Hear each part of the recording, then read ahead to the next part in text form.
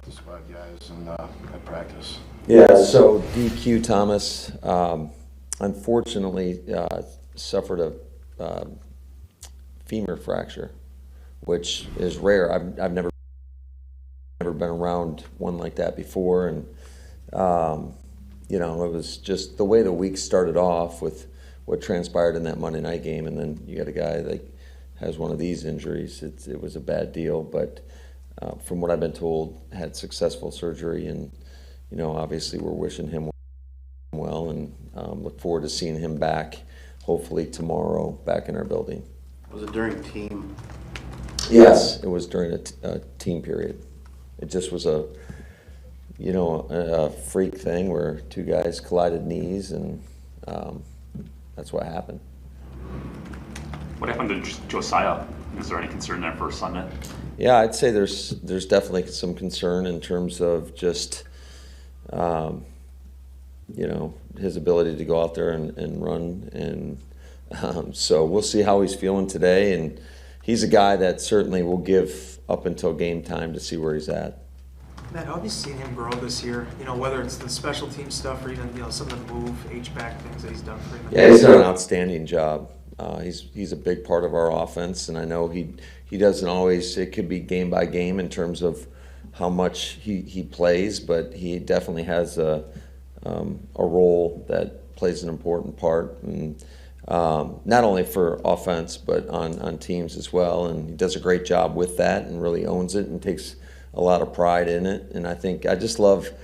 He's a gritty competitor. I just love how he goes out there and battles every day, and what he does for this team. He's a selfless guy, and he's a big part of what we do. I realize you have plenty of offense, but he is your fullback. You would lose at least a small percentage of what you want to do, don't you, if he can't play? Potentially, but we'll look at everything.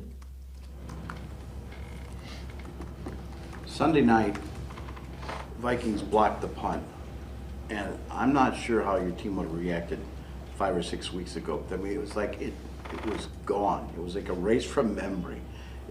Is there something different about your team and where they're at and the way they responded to something like that?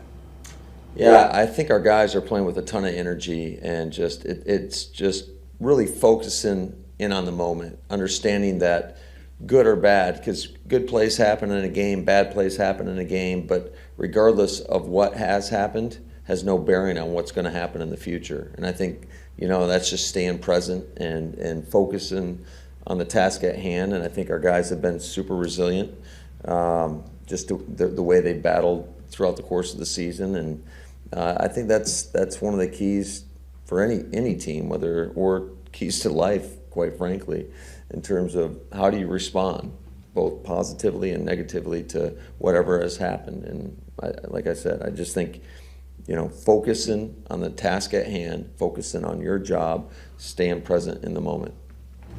You guys have played a lot of primetime games this year, but does Week 18 Sunday night, that wait feel a little bit longer? Not necessarily, I don't think. I think it always feels long whenever you're playing a night game, but I think our guys are accustomed to that type of schedule, and I think we'll be ready to go. Certainly it helps, I think, when you're playing at home in front of your home fans, and I'm sure that we'll feed off their energy, and I'm excited for our fans. Hopefully they get a lot of tailgating in and come in ready to roll. Rasul yesterday said that, his quote, last year we skipped a lot of steps to being great, and that was kind of a nod to you guys had so much talent. And he thought that maybe there was an upside. I'm not sure about that comment, but that there's an upside to kind of having to battle through what you've battled here down the stretch. Do you see that as a possibility? Yeah, I think any team that goes through some adversity usually comes out stronger. And I think, the same can be said for Detroit. So certainly we know we're going to have to go out there and play our best ball. I feel like the preparation up to this point has been really good, and we got to make sure we continue to build upon that today, tomorrow, and leading into the game. Need to beat the Commanders and have both Philadelphia and San Francisco lose to move into the top spot. Oh, by the way, the Giants probably aren't going to play key starters against the Eagles. To the positive front for Philadelphia, they are looking likely to have Jalen Hurts on Sunday, as he has missed the past 2 games because of a shoulder sprain. Officially questionable, but head coach Nick Sirianni said he's trending in the right direction because of that shoulder sprain that has cost him the past couple of games. All right, Mina, what are you going to be watching in this Eagles and Giants game, which the Eagles are heavily favored in now? Yeah, this is a bit of a tricky one because we don't know how long Giants starters are going to play, if at all. But I do want to see the Eagles look dominant on the ground as they did before Jalen Hurts was injured, something that's been kind of up and down since then.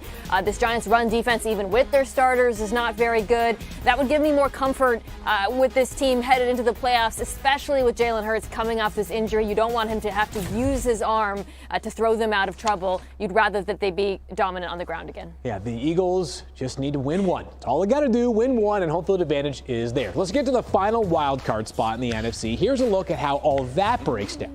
The Packers, like the Eagles, they control their own fate. They win over Detroit no matter what happens elsewhere they are in. Lions need to beat Green Bay and have the Seahawks lose to the Rams. Meanwhile, Seattle needs to win and then have the Packers lose to Detroit. A lot of complicated things today on NFL Live. RC, what's a matchup you're watching in Rams and Seahawks?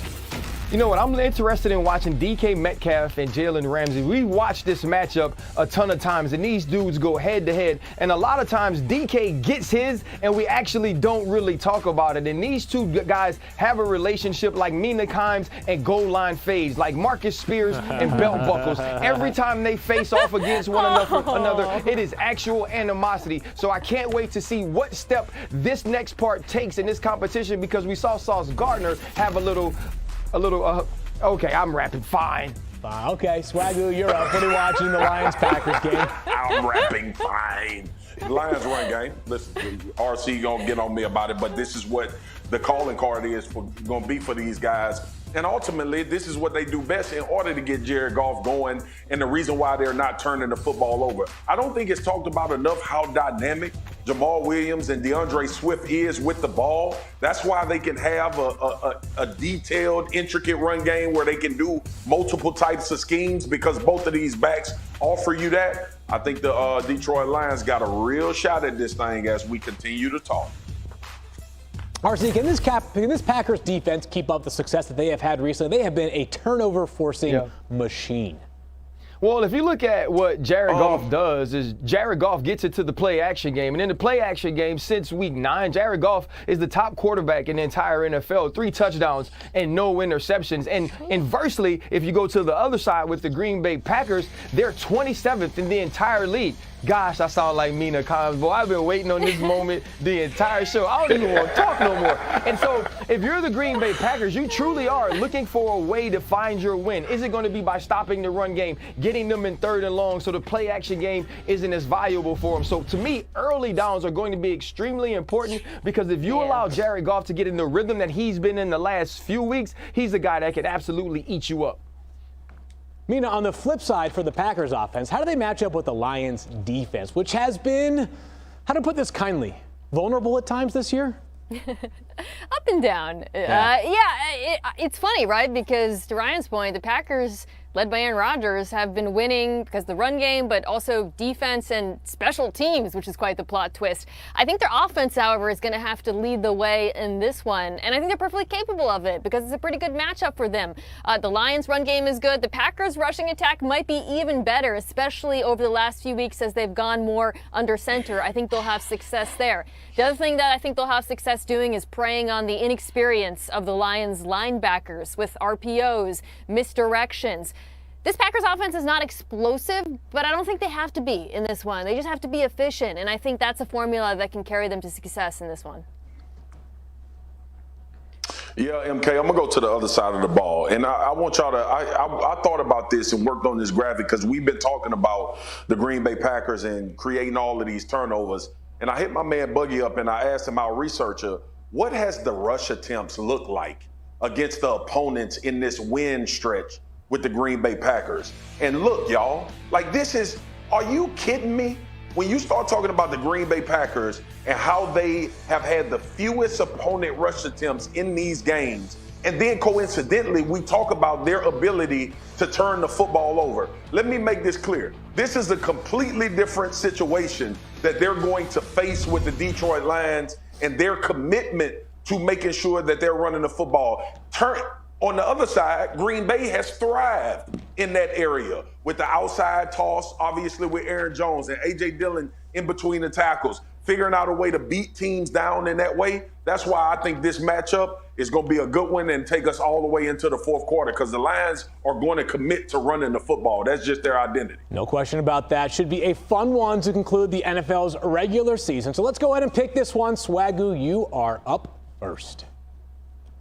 Man, I'm taking the Lions, man. I think this team comes out, and I know that in Lambeau in December they are undefeated, but this is January, and I've seen them lose games in January in Lambeau to the San Francisco 49ers, by the way, who ran the ball at a high rate, by the way. So I'm going to go Detroit Lions, galvanized behind Dan Campbell, and the opportunity to get into the playoffs for the first time in 155 years.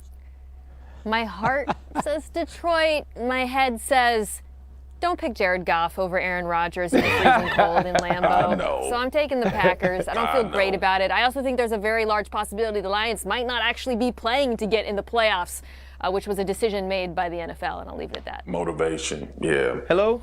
Who's this? Salty. My Nuggets? Oh, hey, Nuggets. Green Bay? Nuggets. Thank you. Once again, my Nuggets I consulted with my Nuggets, and my Nuggets feel Green Bay.